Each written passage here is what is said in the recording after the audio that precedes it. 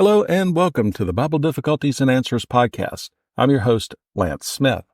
Today, we're tackling a fascinating and often misunderstood topic.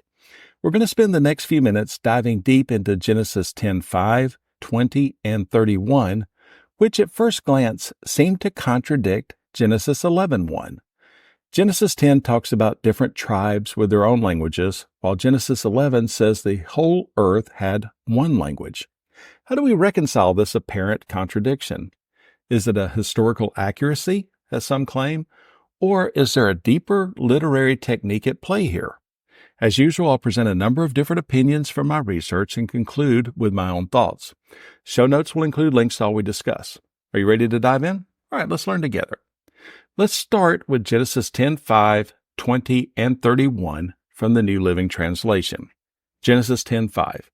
Their descendants became the seafaring peoples that spread out to various lands, each identified by its own language, clan, and national identity. Genesis 10:20.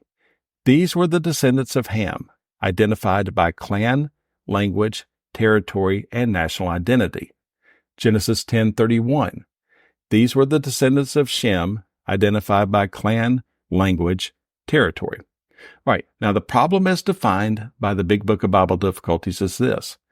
Genesis 10:5, 20, and 31 seem to suggest many dialects, which is an apparent conflict with Genesis 11:1 that clearly states the whole earth had one language and one speech.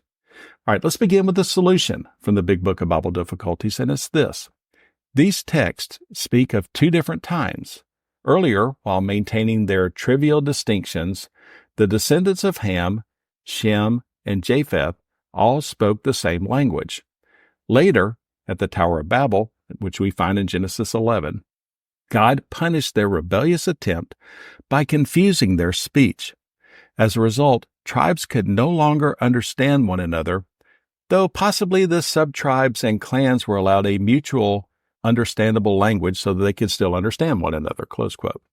Now, many materialists, and a materialist is defined by dictionary.com as a person who is markedly more concerned with material things than with spiritual, intellectual, or cultural values. And anti-Christian websites have honed in on these discrepancies. Here are a few examples where this contradiction is referenced by several sources. Contradictions in the Bible, and that's from evilbible.com. Bible Contradictions Explained, and that's Skeptics Annotated Bible. And finally, Bible Inconsistencies, a side-by-side comparison of Bible contradictions, and that's from infidels.org. By the way, those website names could use a bit of a marketing revamp, just saying. Each just lists the contradiction with virtually no detail or explanation. I listed the link to the Skeptics Annotated Bible in the show notes as an example. Okay, so as we mentioned, materialist and anti-Christian sites trumpet these verses and their contradictions. Is there an explanation that matches or elaborates further upon the Big Book of Bible Difficulties solution? The MacArthur Study Bible comments on Genesis 10:5 stating, this act describes the situation after the Tower of Babel account in Genesis 11. Okay, it's a brief but similar explanation. But let's dig deeper. Luke Wayne, in his article, Does Genesis Contradict Itself Regarding When Human Language is Divided, adds more depth. Wayne says the following. Something very much like this is also what is happening in Genesis 10 and 11. Genesis 10 stops to show how all the nations and peoples of the world would arise from the descendants of Noah's three sons. The original readers already knew that their world, as they saw it around them, was divided among the diverse people of various nations, tribes, and language groups. Genesis 10 looks forward and shows the lineage that leads to these various people groups, while Genesis 11 jumps back and offers a historical account of why they divided and where the different languages actually come from. Thus, there is no conflict here. Moving ahead, Wayne then offers this conclusion, and I quote, Thus, when we see the word language occur in Genesis 10, we need not single it out and assume the author meant that every generation described was already divided by languages. The author obviously did not mean for us to picture Ham or Shem isolating all their children and teaching each of their sons a different language so that right from the start, their sons were already divided into different languages. The terminology here is simply meant to convey that over the course of generations, these lines were eventually divided into various tribes and cultures living in different places. These divisions certainly included language groups, but the chapter makes no comment as to when or how divided languages came to be. Chapter 11 alone gives a precise account of this, and the data given in chapter 10 does not contradict it.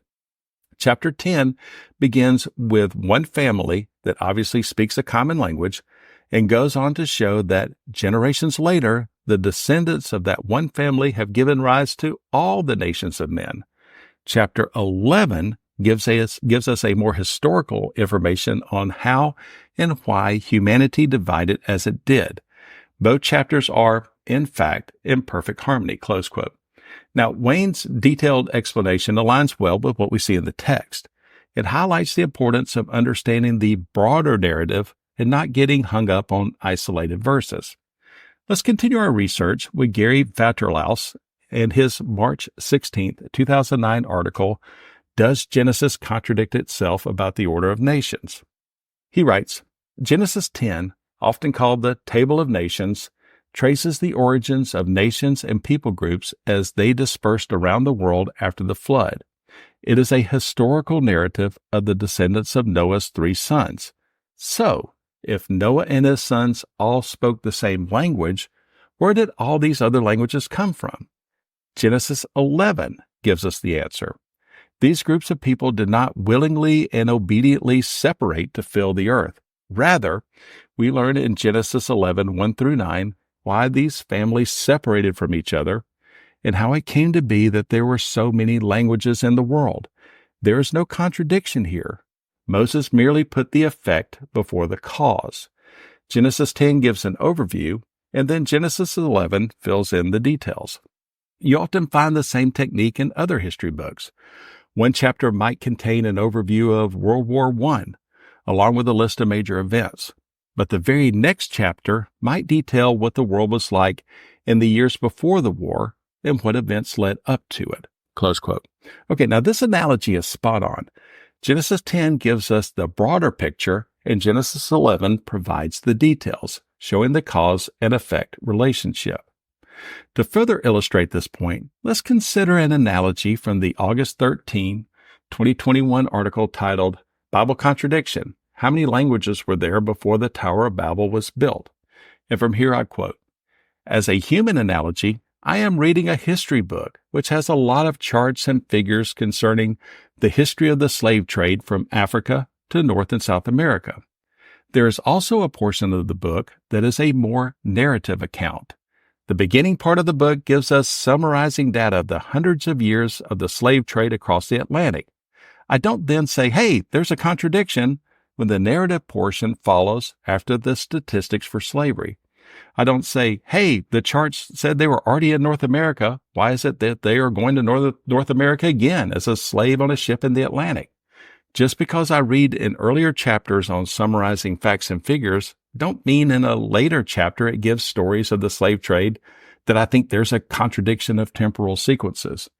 One would point out how I have reading comprehension with regards to being aware of literary forms within the book.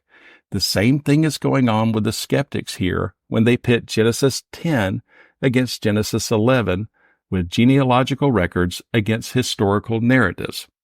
Back to me. I think that's a key point. The genealogical records of Genesis 10 compared to the historical narratives of Genesis 11. The Bible Ref website adds some clarity with this explanation. All the ancient world's nations are described in this passage, according to their descent from Noah. Other genealogies in the Bible follow a chain of fathers and sons deep into history. The text is broad, showing the various tribes which came from the major descendants of Noah. The previous verses named the sons and grandsons of Japheth. From Israel's perspective, the tribes and nations that formed from these men were located, for the most part, to the far north. Most of these tribes would have had little impact on Israel's history until their descendants, the Greeks, conquered Israel's territory under Alexander the Great. It's helpful to remember that this spreading out and having separate languages came after the events surrounding the Tower of Babel in Genesis 11. Until that time, all the people of the earth were concentrated in one region and spoke one language. So let's conclude. While Genesis 10:5 and Genesis 11:1 might seem contradictory at first glance, many scholars argue that they serve different purposes within the text and can be understood as complementary rather than contradictory. Sometimes it's necessary to put historical records out of sequence to genealogical records for it to make sense. Let's take a quick example to make some sense of this. We may say that President Jimmy Carter was born in the state of Georgia. He was not president at the time of his birth, but the information, him being president, is mentioned in the statement to provide more complete information for the reader or listener. This is helpful in understanding Genesis 10:5 in relation to Genesis 11:1. Get ready for our next episode, where today we've kind of teased the Tower of Babel.